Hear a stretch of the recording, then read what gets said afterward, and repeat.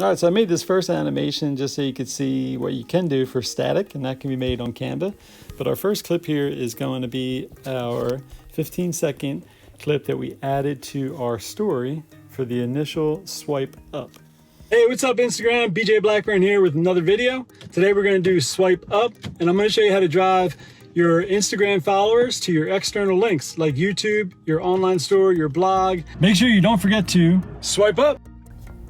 All right, so now we're on the IGTV clip that we made. This one has to be 60 seconds long. And what you want to make sure you tell everybody is that they click the top left where the title is. Once they do that, your link is going to drop down and that link is clickable and that'll drive them right to your content. All right, let's go. So we'll go ahead and click that title and we're going to see our link drop down. We're going to click that and here we're going to go right to my website.